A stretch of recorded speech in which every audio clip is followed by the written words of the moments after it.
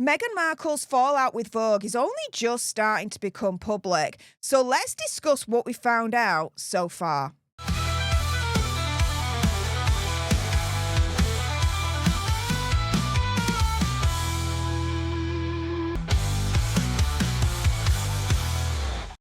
Hey up everyone, it's me, Stef The Alter Nerd, your nerdy alternative, and welcome to the Dose of the Daily Nerd, where I break down the royal news and gossip of the day that's pretty much caught me eye. And oh my goodness, yeah, let's jump into this madness, shall we? Because Meghan Markle's fallout with Vogue is only just starting to become public, so let's discuss what we found out so far. Now, this has been reported in the media. This article's from Page 6, headline saying Meghan Markle and furious Edward Enninful ended friendship over British Vogue cover debacle. Now, Edward Enninful is the ex-editor-in-chief of Vogue here in the UK, and he was quite instrumental for Megxie back in the day when she was in the royal family, because he allowed her to guest edit one of their issues of Vogue. But it wasn't just any issue, it was their September issue, which is their most important one of the year. So not only is it a massive accolade to guest edit one of the issues of Vogue, but it's like an astronomical, insane accolade for them to be like, yeah, you can guest edit the September issue. That's how important this move was. But somehow, that wasn't even good enough for Megxie. And now, just like everyone else, Vogue somehow has now been hilariously markled. So let's dive a little bit more into the details. Now, apparently, it all stems from Megxie and Edward Enninful disagreeing over how Megxie's charitable work was going to be highlighted. Is Megxie having a laugh here? So, she's arguing with the editor-in-chief of Vogue, Edward Enninful, for the UK, right, as to how her 1 hour per week charitable endeavours are going to be covered. Because let's be real here, when you look on the Archewell Foundation form, right, it does say Megxie and Hazza 1 hour a week they dedicate for Archewell Foundation, right? So Megxie has the freaking narcissistic nutbag balls to argue with the UK Vogue's editor-in-chief as to how her 1 hour per week charitable escapades were going to be covered in the Vogue article. For frick's sake, she just has the balls just to argue with him in the first place. I tell you something, she's the freaking beg.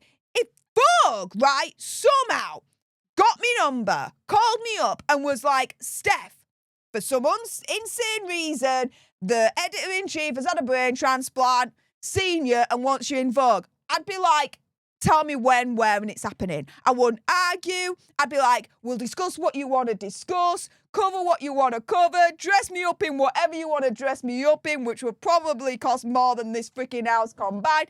Do you know what I mean? But for some reason, Megxie thought she was so big that she could argue with the editor-in-chief of Vogue UK as to how her 1 hour a week charitable endeavours were going to be covered. Oh, but wait, there's more.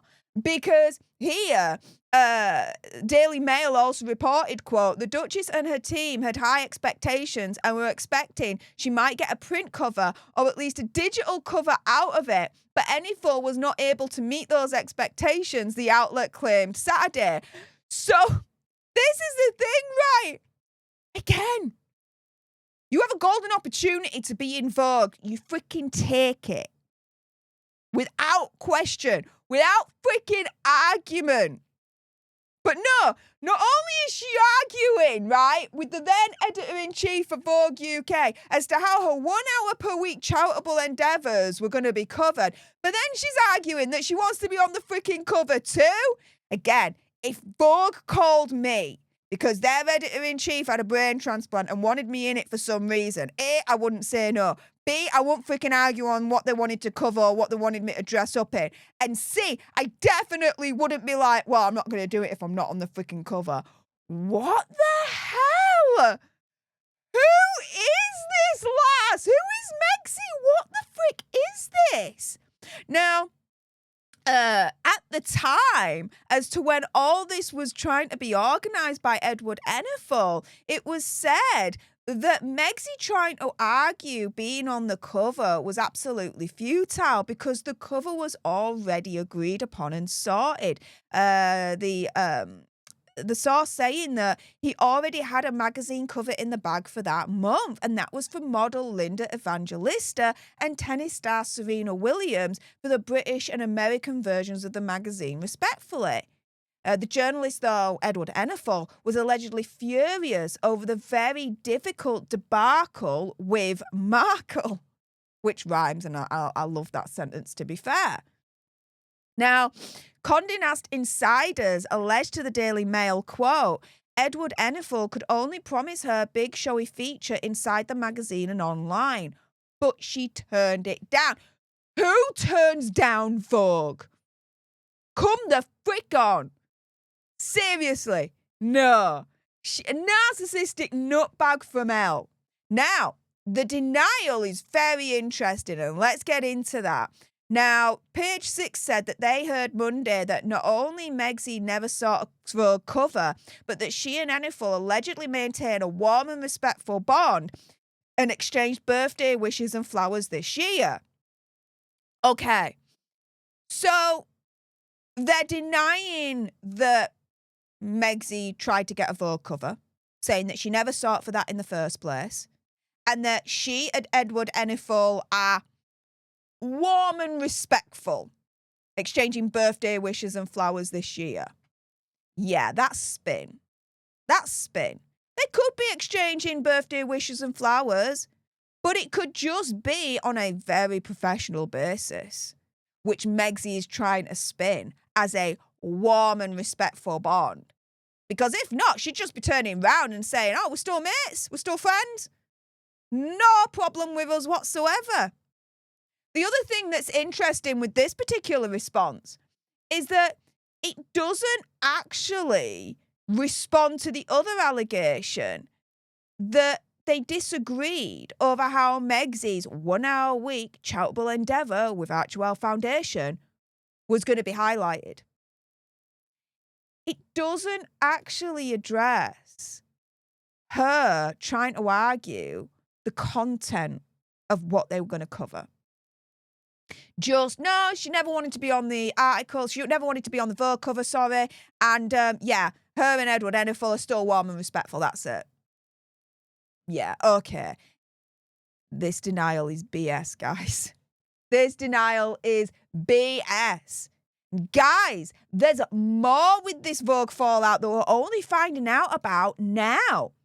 Daily Mail reporting that Meghan Markle stood back from royal duties while working as an unpaid guest editor of notorious Vogue issue, according to royal expert. So you remember earlier on in this video, I did explain that Edward Enninful, during his tenure as editor-in-chief for Vogue UK, chose Megxie to be a guest editor for the September issue, right? Well, she hardly did any royal duties during that period.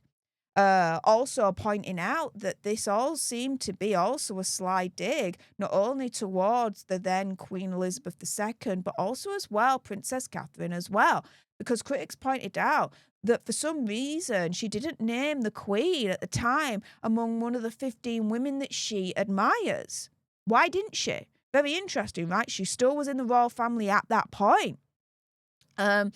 The other thing as well is that Robert Lacey wrote about this. And in the book Battle of Brothers, he wrote, quote, in the same 7 months, January to July 2019, the time when Megxie was working on this whole Vogue situation, the court circular showed the Duchess of Sussex carrying out just 22 royal engagements, less than 1 per week.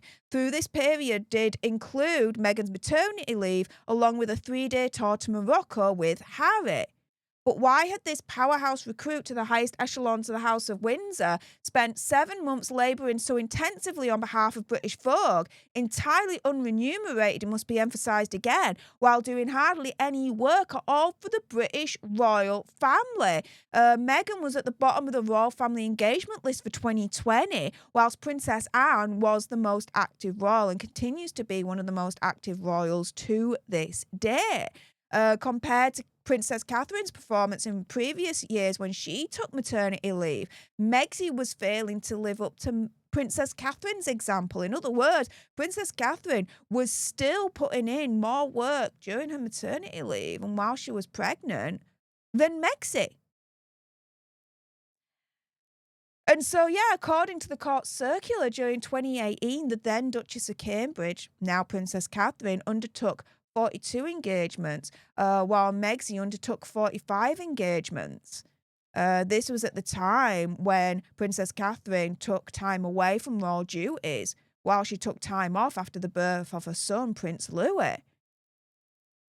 And so this all equates to an additional 50% on Megxie's working commitments during 2019. In other words, Princess Catherine worked twice as much when she was pregnant and during her maternity leave than Megxie when she was in a similar position. So these are the details that we're only just starting to find out now about the Vogue fallout. That not only did Megxie drastically reduce her royal commitments, 50% less than what Princess Catherine was doing when she was pregnant and when she gave birth to Princess Louis at the time and took maternity leave. But now we're also finding out details whereby Megxie was arguing about how her 1 hour per week charitable endeavours were going to be covered and how she was going to be on the Vogue cover or not, this, that and the other, blah, blah, blah. What the frick? When Vogue knocks on your door and says they want to include you in an issue, you don't argue. You say yes, when and where. That's it. No arguments, no nothing. You bow down to the fashion crown, and that's it. With that being said, if you appreciated this video and you want more, and believe me, of course, there's going to be more, you do not want to miss my next video, then make sure you subscribe to join our Alter Nerd tribe, like, share, comment down below your opinion, conspiracy theory, whatever. What do you think to the details that we found out so far with Meghan Markle's alleged fallout with Vogue that's only just starting to become public? Let me know in the comments down below. Thank you so much for tuning into this video. I appreciate all your faces. And until the next time, you guys, laters.